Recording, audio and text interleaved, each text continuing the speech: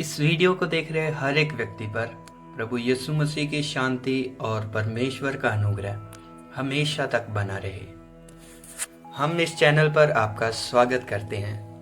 अगर आप हमारे इस चैनल पर नए आए हैं तो इसे सब्सक्राइब करें और बेल आइकन को प्रेस करना बिल्कुल मत भूलिएगा, ताकि आने वाली हर एक वीडियो का नोटिफिकेशन आपको सबसे पहले मिल सके। तो चलिए प्रिय अजीजों, बिना किसी देरी के शुरू करते हैं आज का वचन।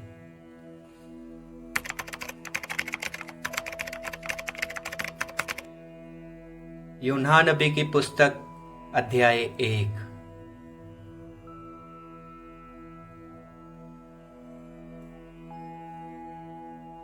यहोवा का यह वचन अमित्य के पुत्र यूहन्ना के पास पहुंचा।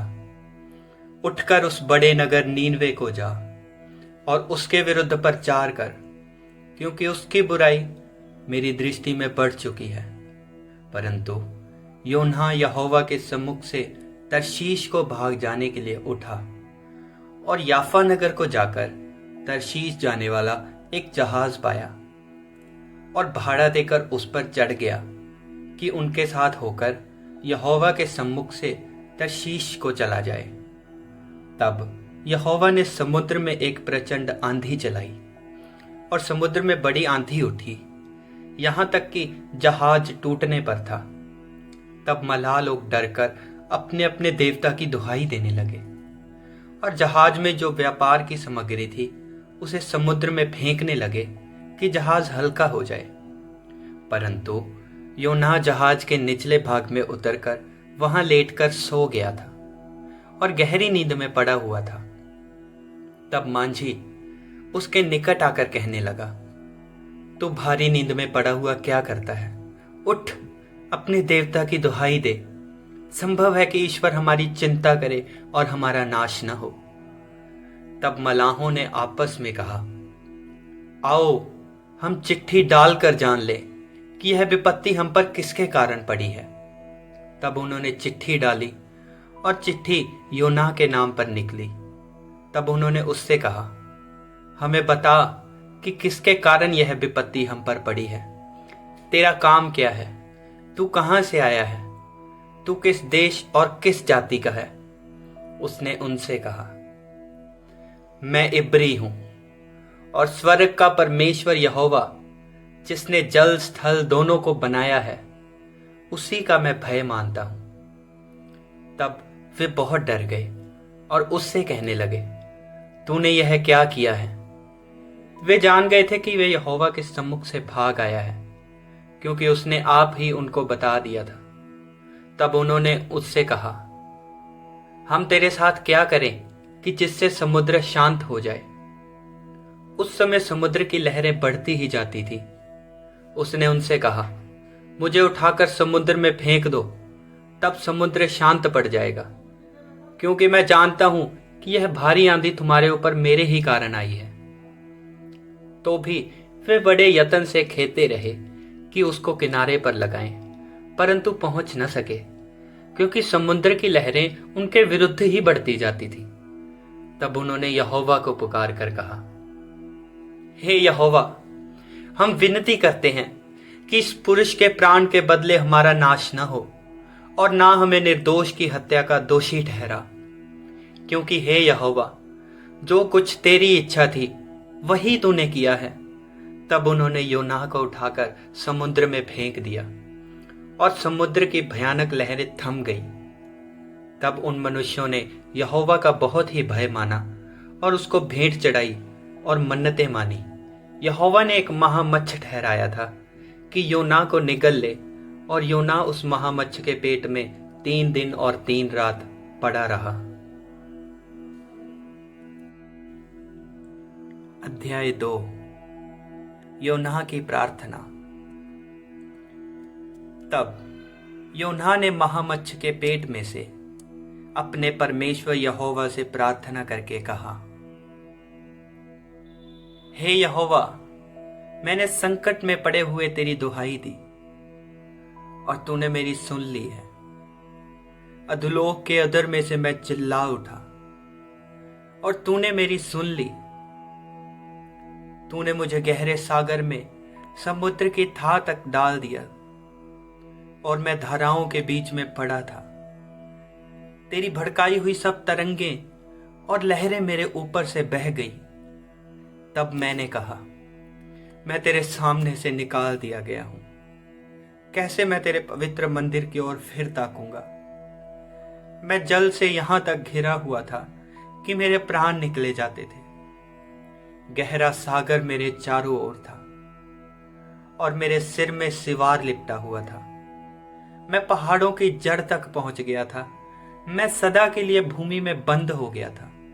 तो भी हे मेरे परमेश्वर, तूने मेरे प्राणों को गड्ढे में से उठाया है। जब मैं मूर्छा खाने लगा तब मैंने यहोवा को स्मरण किया और मेरी प्रार्थना तेरे पास वरन तेरे पवित्र मंदिर में पहुंच गई। जो लोग धोखे की व्यर्थ वस्तुओं पर मन लगाते हैं वे अपने करुणा निधान को छोड़ देते हैं, परंतु मैं ऊंचे शब्द से धन्यवाद करके तुझे बलिदान चढ़ाऊंगा। जो मन्नत मैंने मानी उसको पूरी करूंगा। उद्धार यहोवा ही से होता है। और यहोवा ने महामच्छर को आज्ञा दी और उसने योना को स्थल पर उगल दिया। अध्याय 3 आज्ञा का मानना। तब यहोवा का यह वचन दूसरी बार योना के पास पहुंचा, उठकर उस बड़े नगर नीनवे को जा और जो बात मैं तुझसे कहूंगा उसका उसमें प्रचार कर। तब योना यहोवा के वचन के अनुसार नीनवे को गया। नीनवे एक बहुत बड़ा नगर था। वह 3 दिन की यात्रा का था और योना ने नगर में प्रवेश करके 1 दिन की यात्रा पूरी की और यह प्रचार करता गया। अब से 40 दिन बीतने पर नीनवे उलट दिया जाएगा। तब नीनवे के मनुष्यों ने परमेश्वर के वचन पर विश्वास किया और उपवास का प्रचार किया गया और बड़े से लेकर छोटे तक सभी ने टाट ओढ़ा। तब यह समाचार नीनवे के राजा के कान में पहुंचा और उसने सिंहासन पर से उठ अपना राजकीय ओढ़ना उतार कर टाट ओढ़ लिया और राख पर बैठ गया। राजा ने अपने प्रधानों से सम्मति लेकर नीनवे में इस आज्ञा का ढिंढोरा पिटवाया, क्या मनुष्य, क्या गाय बैल, क्या भेड़ बकरी या और पशु कोई कुछ भी ना खाए, वे ना खाएं और ना पानी पिए। और मनुष्य और पशु दोनों टाट ओढ़ें और वे परमेश्वर की दुहाई चिल्ला चिल्ला कर दें और अपने कुमार्ग से फिरें और उस उपद्रव से जो वे करते हैं पश्चाताप करें।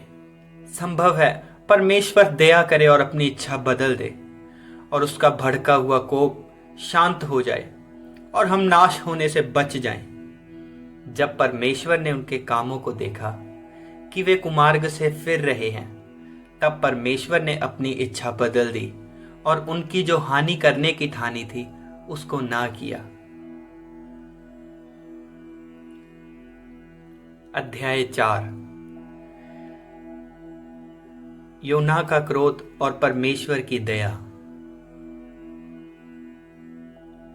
यह बात योना को बहुत बुरी लगी और उसका क्रोध भड़का और उसने यहोवा से यह कहकर प्रार्थना की, हे यहोवा, जब मैं अपने देश में था तब क्या मैं यही बात न कहता था? इसी कारण मैंने तेरी आज्ञा सुनते ही तर्शीश को भाग जाने के लिए फुर्ती की, क्योंकि मैं जानता था कि तू अनुग्रहकारी और दयालु परमेश्वर है और विलंब से कोप करने वाला करुणा निधान है और दुख देने से प्रसन्न नहीं होता।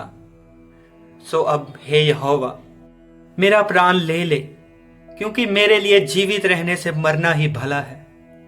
यहोवा ने कहा, तेरा जो क्रोध भड़का है क्या वह उचित है? इस पर योना उस नगर से निकलकर उसकी पूरब ओर बैठ गया और वहां एक छप्पर बनाकर उसकी छाया में बैठा हुआ यह देखने लगा कि नगर का क्या होगा। तब यहोवा ने एक रेंद का पेड़ उगाकर ऐसा बढ़ाया कि योना के सिर पर छाया हो। जिससे उसका दुख दूर हो। योना उस रेंड के पेड़ के कारण बहुत ही आनंदित हुआ। सवेरे जब पौ फटने लगी तब परमेश्वर ने एक कीड़े को भेजा, जिसने रेंड का पेड़ ऐसा काटा कि वह सूख गया। जब सूर्य उगा तब परमेश्वर ने पुरवाई बहाकर लू चलाई और धूप योना के सर पर ऐसे लगी कि वह मुरझा खाने लगा। और उसने यह कहकर मृत्यु मांगी, मेरे लिए जीवित रहने से मरना ही अच्छा है।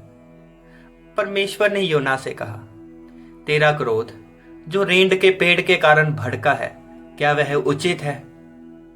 उसने कहा, हाँ, मेरा जो क्रोध भड़का है वह अच्छा ही है, वरन क्रोध के मारे मेरा मरना भी अच्छा होता।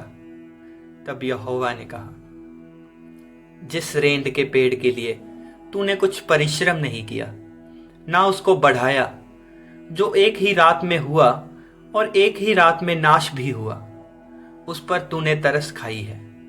फिर यह बड़ा नगर नीनवे, जिसमें 1,20,000 से अधिक मनुष्य हैं, जो अपने दाएं बाएं हाथों का भेद नहीं पहचानते, और बहुत घरेलू पशु भी उसमें रहते हैं, तो क्या मैं उस पर तरस ना खाऊं?